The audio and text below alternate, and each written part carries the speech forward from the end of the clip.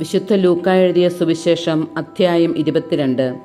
യേശുവിനെ വധിക്കാൻ ഗൂഢാലോചന.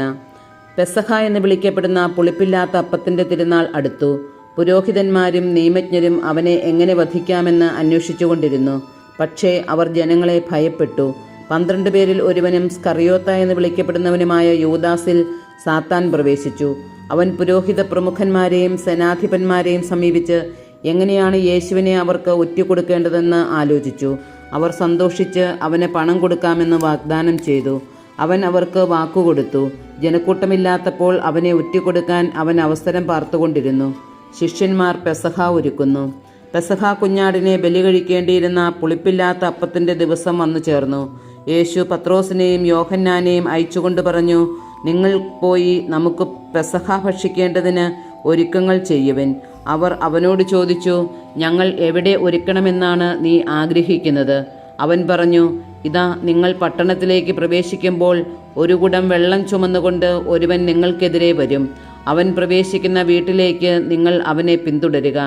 ആ വീടിൻ്റെ ഉടമസ്ഥനോട് പറയുക, ഗുരു നിന്നോട് ചോദിക്കുന്നു, എൻ്റെ ശിഷ്യന്മാരോടുകൂടെ ഞാൻ പെസഹ ഭക്ഷിക്കുന്നതിനുള്ള വിരുന്നുശാല എവിടെയാണ്?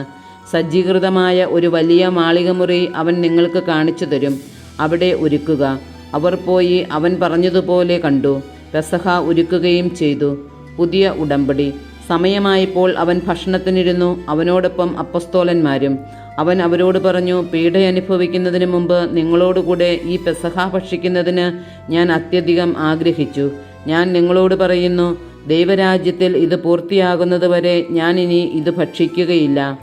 അവൻ പാനപാത്രമെടുത്ത് കൃതജ്ഞതാ സ്തോത്രം ചെയ്തതിന് ശേഷം പറഞ്ഞു, ഇത് വാങ്ങി നിങ്ങൾ പങ്കുവെക്കുവിൻ. ഞാൻ നിങ്ങളോട് പറയുന്നു, ഇപ്പോൾ മുതൽ ദൈവരാജ്യം വരുന്നതുവരെ മുന്തിരിയുടെ ഫലത്തിൽ നിന്ന് ഞാൻ പാനം ചെയ്യുകയില്ല. പിന്നെ അവൻ അപ്പമെടുത്ത് കൃതജ്ഞതാ സ്തോത്രം ചെയ്ത് മുറിച്ച് അവർക്ക് കൊടുത്തുകൊണ്ട് അരുളി ചെയ്തു, ഇത് നിങ്ങൾക്ക് വേണ്ടി നൽകപ്പെടുന്ന എൻ്റെ ശരീരമാണ്. എൻ്റെ ഓർമ്മയ്ക്കായി ഇത് ചെയ്യുവിൻ. അപ്രകാരം തന്നെ അത്താഴത്തിന് ശേഷം അവൻ പാനപാത്രം എടുത്തുകൊണ്ട് അരുളി ചെയ്തു, ഈ പാനപാത്രം നിങ്ങൾക്ക് വേണ്ടി ചിന്തപ്പെടുന്ന എൻ്റെ രക്തത്തിലുള്ള പുതിയ ഉടമ്പടിയാണ്. എന്നാൽ ഇതാ എന്നെ ഒറ്റിക്കൊടുക്കുന്നവൻ്റെ കൈ എൻ്റെ അടുത്ത് മേശമേൽ തന്നെയുണ്ട്. നിശ്ചയിക്കപ്പെട്ടതുപോലെ മനുഷ്യപുത്രൻ പോകുന്നു. എന്നാൽ അവനെ ആര് ഒറ്റിക്കൊടുക്കുന്നുവോ ആ മനുഷ്യന് ദുരിതം. തങ്ങളിൽ ആരാണ് ഇത് ചെയ്യാനിരിക്കുന്നതെന്ന് അവർ പരസ്പരം ചോദിക്കാൻ തുടങ്ങി. ആരാണ് വലിയവൻ? തങ്ങളിൽ വലിയവൻ ആരാണ് എന്നൊരു തർക്കം അവരുടെ ഇടയിൽ ഉണ്ടായി. അപ്പോൾ അവൻ അവരോട് പറഞ്ഞു, വിജാതീയരുടെ മേൽ അവരുടെ രാജാക്കന്മാർ ആധിപത്യം അടിച്ചേൽപ്പിക്കുന്നു. തങ്ങളുടെ മേൽ അധികാരമുള്ളവരെ അവർ ഉപകാരികളായി കണക്കാക്കുകയും ചെയ്യുന്നു. എന്നാൽ നിങ്ങൾ അങ്ങനെ ആയിരിക്കരുത്. നിങ്ങളിൽ ഏറ്റവും വലിയവൻ ഏറ്റവും ചെറിയവനെപ്പോലെയും അധികാരമുള്ളവൻ ശുശ്രൂഷകനെപ്പോലെയും ആയിരിക്കണം. ആരാണ് വലിയവൻ? ഭക്ഷണത്തിനിരിക്കുന്നവനോ പരിചരിക്കുന്നവനോ? ഭക്ഷണത്തിനിരിക്കുന്നവനല്ലേ.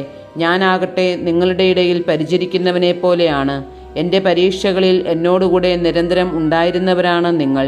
എൻ്റെ പിതാവ് എനിക്ക് രാജ്യം കൽപ്പിച്ചു തന്നിരിക്കുന്നത് പോലെ ഞാൻ നിങ്ങൾക്കും തരുന്നു.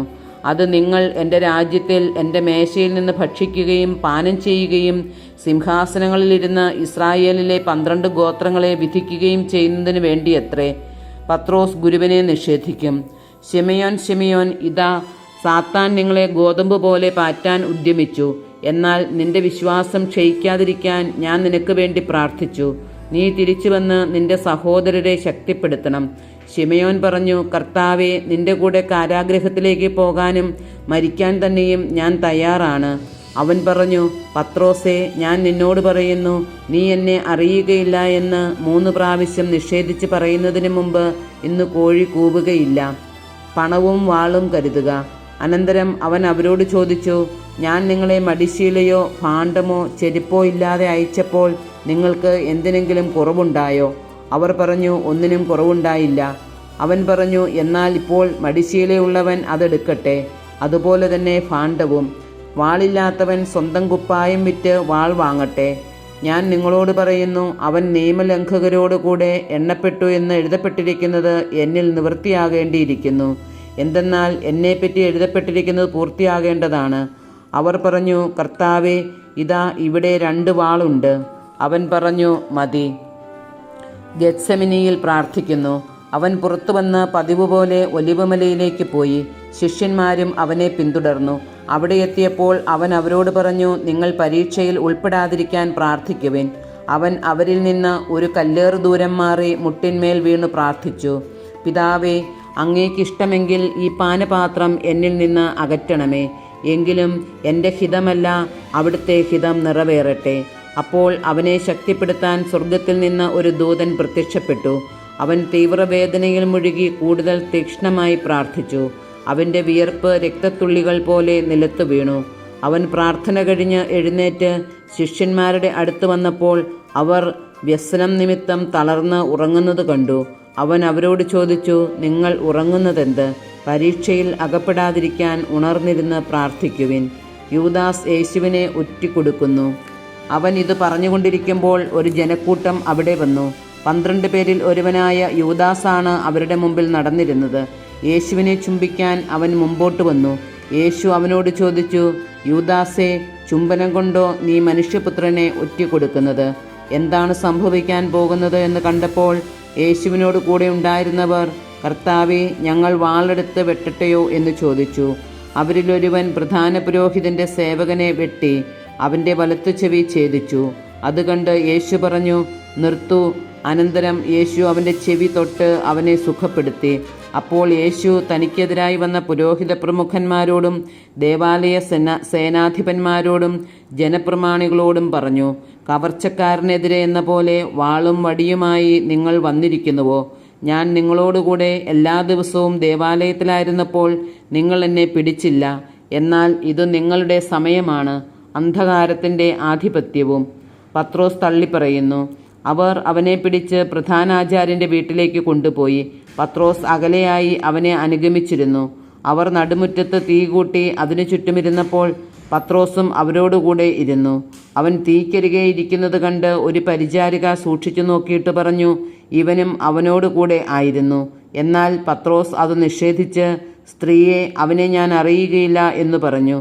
അല്പം കഴിഞ്ഞ് വേറൊരാൾ പത്രോസിനെ കണ്ടിട്ട് പറഞ്ഞു, നീയും അവരിൽ ഒരുവനാണ്. അപ്പോൾ അവൻ പറഞ്ഞു, മനുഷ്യ, ഞാനല്ല. ഏകദേശം 1 മണിക്കൂർ കഴിഞ്ഞ് വേറൊരാൾ ഉറപ്പിച്ചു പറഞ്ഞു, തീർച്ചയായും ഈ മനുഷ്യനും അവനോടുകൂടെ ഉണ്ടായിരുന്നു. ഇവനും ഗലീലിയക്കാരനാണല്ലോ. പത്രോസ് പറഞ്ഞു, മനുഷ്യ, നീ പറയുന്നത് എന്താണെന്ന് എനിക്ക് അറിഞ്ഞുകൂടാ. അവൻ ഇത് പറഞ്ഞുകൊണ്ടിരിക്കുമ്പോൾ തന്നെ കോഴി കൂവി. കർത്താവ് പത്രോസിൻ്റെ നേരെ തിരിഞ്ഞ് അവനെ നോക്കി. ഇന്ന് കോഴി കൂവുന്നതിന് മുമ്പ് 3 പ്രാവശ്യം നീ എന്നെ നിഷേധിക്കും എന്ന് കർത്താവ് പറഞ്ഞ വചനം അപ്പോൾ പത്രോസ് ഓർമ്മിച്ചു. അവൻ പുറത്തുപോയി മനംനൊന്ത് കരഞ്ഞു. യേശുവിനെ പരിഹസിക്കുന്നു. യേശുവിന് കാവൽ നിന്നിരുന്നവർ അവനെ പരിഹസിക്കുകയും അടിക്കുകയും ചെയ്തു. അവർ അവൻ്റെ കണ്ണുകൾ മൂടിക്കൊണ്ട്, നിന്നെ അടിച്ചവൻ ആരെന്ന് പ്രവചിക്കുക എന്ന് പറഞ്ഞു. അവർ അവനെ അധിക്ഷേപിച്ച് അവനെതിരായി പലതും പറഞ്ഞു. ന്യായാധിപ സംഘത്തിൻ്റെ മുമ്പാകെ പ്രഭാതമായപ്പോൾ പുരോഹിത പ്രമുഖന്മാരും നിയമജ്ഞരും ഉൾപ്പെടുന്ന ജനപ്രമാണികളുടെ സംഘം സമ്മേളിച്ചു. അവർ അവനെ തങ്ങളുടെ സംഘത്തിലേക്ക് കൊണ്ടുവന്ന് പറഞ്ഞു, നീ ക്രിസ്തുവാണെങ്കിൽ അത് ഞങ്ങളോട് പറയുക. അവൻ അവരോട് പറഞ്ഞു, ഞാൻ പറഞ്ഞാൽ നിങ്ങൾ വിശ്വസിക്കുകയില്ല. ഞാൻ ചോദിച്ചാൽ നിങ്ങൾ ഉത്തരം തരികയുമില്ല. ഇപ്പോൾ മുതൽ മനുഷ്യപുത്രൻ ദൈവശക്തിയുടെ വലത്തുവശത്തിരിക്കും. എല്ലാവരും കൂടെ ചോദിച്ചു, അങ്ങനെയെങ്കിൽ നീ ദൈവപുത്രനാണോ? അവൻ പറഞ്ഞു, നിങ്ങൾ തന്നെ പറയുന്നല്ലോ ഞാനാണെന്ന്. അവൻ പറഞ്ഞു, ഇതിനി നമുക്ക് വേറെ സാക്ഷ്യമെന്തിന്? അവൻ്റെ നാവിൽ നിന്ന് തന്നെ നാം അത് കേട്ടുകഴിഞ്ഞു.